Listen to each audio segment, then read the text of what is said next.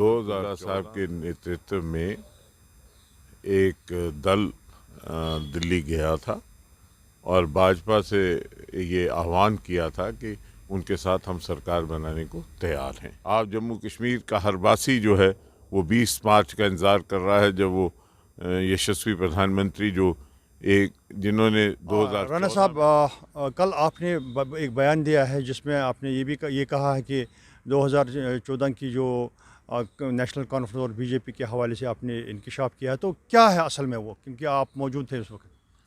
देखिए, मैंने जो कहा वो कोई ऐसी लुकी छुपी बात नहीं है। सभी लोग जानते हैं और कि 2014 में उमर अब्दुल्ला साहब के नेतृत्व में एक दल दिल्ली गया था और भाजपा से ये आह्वान किया था कि उनके साथ हम सरकार बनाने को तैयार हैं।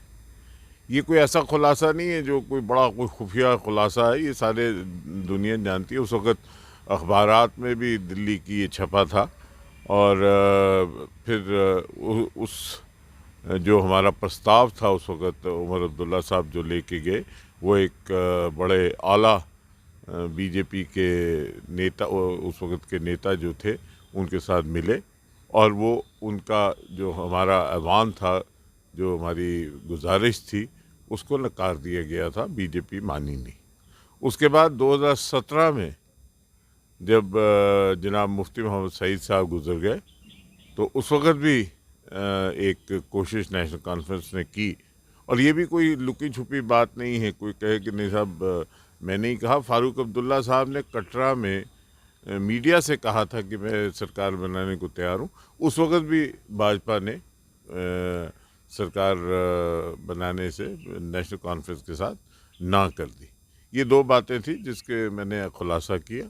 और जहाँ तक उसके बाद है, मुसलसल जब तक मैं वहाँ था, मुझे मालूम है कि मुसलसल कोशिशें जारी रहीं कि किसी न किसी तरीके के साथ बीजेपी के साथ कोई स्ट्रेटजिक अलायंस बने, लेकिन वो मुमकिन नहीं हुआ। तो कल वाला बयान जो डॉक्टर साहब की तरफ से आया, तो वो उसकी अक्कासी करता है? मैं उसमें कुछ नहीं कह सकता, लेकिन मुझे उस बयान पे कोई अचंभा नहीं हुआ, क्योंकि मैं ये जानता हूँ कि अक्टूबर 2021 तक मैं जानता हूँ, जब तक मैं नेशनल कॉन्फ्रेंस में था, कि नेशनल कॉन्फ्रेंस की क़यादत जो है वो बड़ी इच्छुक थी और इस बात के लिए मुसलसल कोशिशें की जा रही थी कि किसी न किसी तरीके से भाजपा के साथ कोई ना कोई संबंध जोड़े जाएं, और बड़ी कोशिशें हुई और top leadership doctor Farooq Abdullah साहब और उमर अब्दुल्ला साहब की तरफ से, लेकिन वो कहीं किसी जगह पहुंचा नहीं मसला। तो अगर मुस्तकबिल में इस किस्म का होगा, वो मुझे नहीं मालूम आगे का क्या है, लेकिन मैंने सिर्फ,